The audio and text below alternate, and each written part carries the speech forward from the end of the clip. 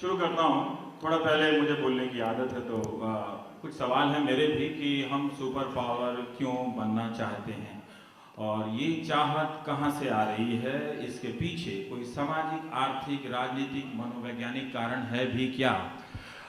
ये ड्रीम हमारे लिए सपना नया है या कहीं से किसी का यूज्ड किया हुआ माल इधर इंपोर्ट होके आ रहा है? क्योंकि इंडिया में ऐसा माल बहुत आता है। और फिर इसके मनोविज्ञान को थोड़ा समझना होगा कि अक्सर हम अपने खलनायक को कैसे देखते हैं। मोहल्ले में कोई अगर बलशाली और बलवान व्यक्ति दादा टाइप का होता है, वो कई तरह के गलत काम करता है, लेकिन कहीं ना कहीं हम अपने भीतर जब हारते रहते हैं उससे, तो उससे प्रेरित भी होने लगते हैं।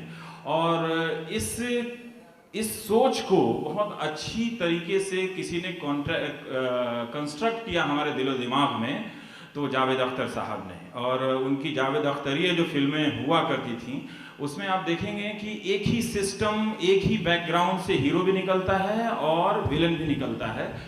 हीरो के साथ एडवांटेज ये है कि अच्छे गाने हैं, लव सॉन्ग्स हैं और हीरोइन है, लेकिन विलन भी अच्छा कपड़ा पहनता है, मतलब ऐसी कोई बात नहीं है। लेकिन हमारा हीरो एक मोबाइल कोड की तरह आता है और आप देखेंगे कि अंत में वो जीत जाता है, लेकिन जीतने के बाद वो सिस्टम को नहीं बदलता है। वो सिर्फ एक विलेन को हराता है और नायक बनकर जब वो चलने लगता है और फिल्म खत्म होती है कि ये कहाँ आ गए, हम यूं ही साथ साथ चलते टाइप से फिल्म खत्म हो जाती है और हम बहुत खुश हो जाते हैं। तो ये एक देखना पड़ेगा कि हम ताकत को कैसे पहचानते हैं और ये क्या हमारे भीतर की कोई हीन ग्रंथि कॉम्प्लेक्स है जो हम सुपर पावर बनकर शायद उसे निपटाना चाहते हैं। कैसा इंडिया होना चाहिए? बराक ओबामा का इंडिया होना चाहिए जो संयुक्त राष्ट्र जो एक सिस्टम है उसे इनकार करते हुए, दरकिनार करते हुए सीरिया पर अटैक कर देना चाहते हैं? अगर ऐसे बलशाली नायकों को का इंतजार अगर हम कर रहे हैं, तो फिर हमें इस सुपर पावर के कंस्ट्रक्ट को ठीक से देखना समझना चाहिए, आप सभी को जो पीछे भी बैठे हैं।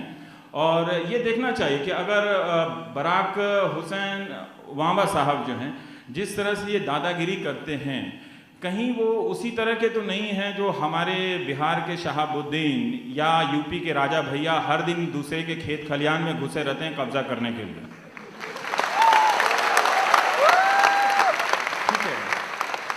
तो ये एक देखना पड़ेगा कि ये सुपर पावर, जैसे अब हमारा नायक जो है फिल्मों का, वो अपने हीरो होने से बोर हो चुका है, तो अब वो एनिमेशन बन कर आता है। शाहरुख खान रावण बनकर आ जाते हैं, रजनीकांत कुछ और मिथिकल कैरेक्टर बन के आ जाते हैं, कोई अर्जुन बनकर चला आता है। तो ये एनिमेशन का दौर है और एनिमेशन फिल्में जहाँ सुपरमैन, सुपर शक्तिमान ब्रिटानिया प्रायोजित होती हैं, वो सब बच्चों में बहुत लोकप्रिय होती हैं। तो हमें देखना पड़ेगा कि हम जब एक लोकतंत्र में मैच्योर हो रहे हैं, तो वहाँ पर सुपर पावर की ज़रूरत हमें क्यों है और हम क्या हासिल करना चाहते हैं, कहाँ कहाँ बम गिराना चाहते हैं, कहाँ कहाँ युद्ध करना चाहते हैं, क्या ये सब तैयारी है, कहाँ कहाँ परमाणु का कारखाना खोलना चाहते हैं सुपर पावर बनने के बाद। तो हमारे यहाँ परमाणु बम बनाने का मोतिहारी में खोल दीजिए, ऐसे ही गाँव गाँव में लोग कट्टे बनाकर घूमते रहते हैं। तो एक तरह से ये देखना पड़ेगा कि कहीं हम सुपर पावर की चाहत को, ये जो चाहत हम अपने भीतर लाए हैं, कहीं हमारे भीतर की नेगेटिविटी का कोई तुरंत रेडीमेड नूडल्स टाइप का आंसर तो नहीं है। ये मेरी अपनी राय है, लेकिन फिर भी जो लोग दुनिया देख रहे हैं, आपके पैनल में हैं, उनके जरिए हम जानने की कोशिश करेंगे। जो उन्होंने अपनी दुनिया देखी, जो उन्होंने भारत की समस्याओं को देखा, उनके जरिए हम जानने की कोशिश करेंगे कि क्या है वो चीज़ जो दूर किया जाए और एक अच्छा भारत बन सके। भले ही वो सुपर पावर ना हो, लेकिन एक अच्छा रहने लायक भारत बन सके। कोई आए तो कहे कि हाँ हमें यहीं रहना है, ये बड़ा ही दिलदार हिंदुस्तान है और यहाँ रहने की बात ही कुछ और है। भले ही इसके पास 2-4 ऐसे मिसाइल नहीं हैं जो सीरिया तक जाकर गिरते हैं। तो शुरुआत में त्रिलोचन जी से करता हूँ कि आपका आइडिया क्या है आज के जनरेशन के सामने कि हिंदुस्तान कैसा सुपर पावर बनना चाहिए?